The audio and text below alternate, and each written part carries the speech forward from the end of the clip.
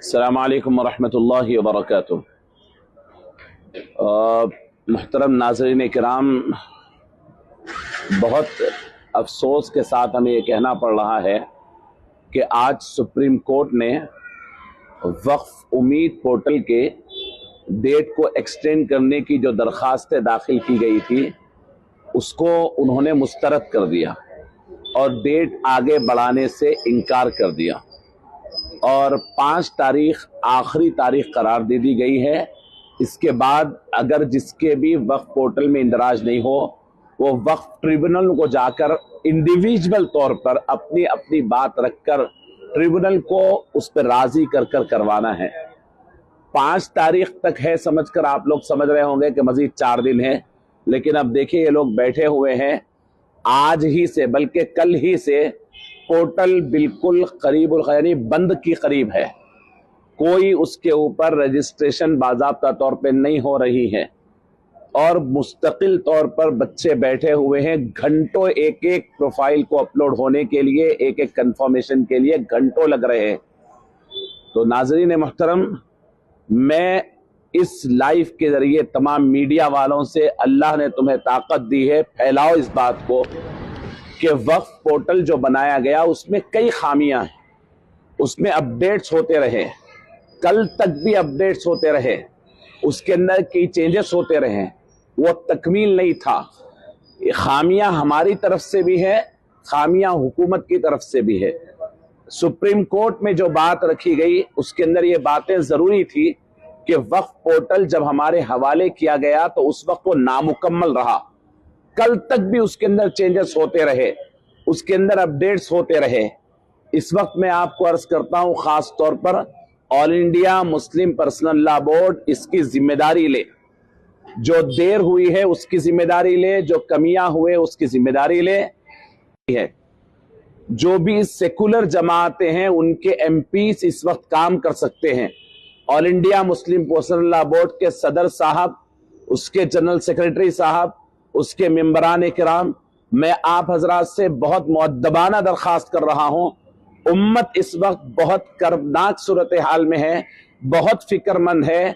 आप हजरात को इसकी जिम्मेदारी लेना पड़ेगा। आप उठिए और फिर तमाम एमपीस को जमा कीजिए, उनसे बात कीजिए।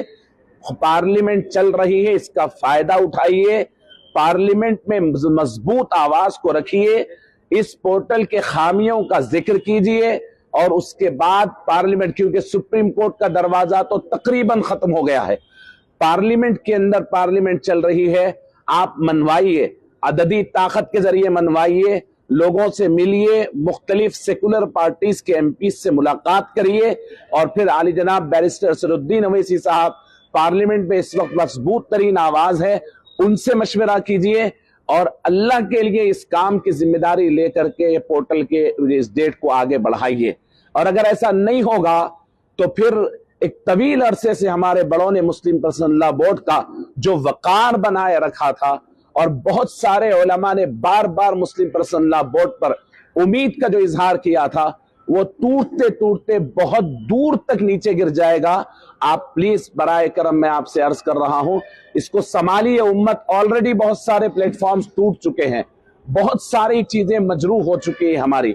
मैं आपसे दरखास्त करता हूं फिर एक मर्तबा कि आप और मुस्लिम पर्सनल लॉ बोर्ड के जिम्मेदार, जमीयतुल उलमा हिंद के जिम्मेदार, ये अल्लाह ने आपको अददी ताकत भी दी है, अल्लाह ने आपको मनसब भी दिया है। आप लोग सेकुलर पार्टियों के एमपी से बात करें, आंध्र प्रदेश की तेलुगु देशम से भी आप बात कर सकते हैं, आप YSRCP से भी बात कर सकते हैं, बिहार के अंदर JDU से भी आप बात कर सकते हैं जिन्होंने मुसलमानों के वोट लिए हैं, आप यूपी के अंदर बसपा और सपा से भी बात कर सकते हैं, कांग्रेस से आप बात कर सकते हैं, ऐसे ट्रिब्यूनल का यानी TMC से आप बात कर सकते हैं। ऐसे पार्टीज और उनके एमपी से बात कीजिए ताकि मजबूत तौर पर अव्वलीन यानी तरजीह के तौर पर इस बात को पार्लियामेंट में रखकर इसका इजाफा करें, यानी डेट को आगे बढ़ाएं। आप देखिए मजीद 4 दिन बाकी है, लेकिन कोई अपडेट इसके अंदर यानी कोई नई प्रोफाइल अंदर यानी उसमें अपलोड कर सके ऐसी कोई गुंजाइश नहीं है।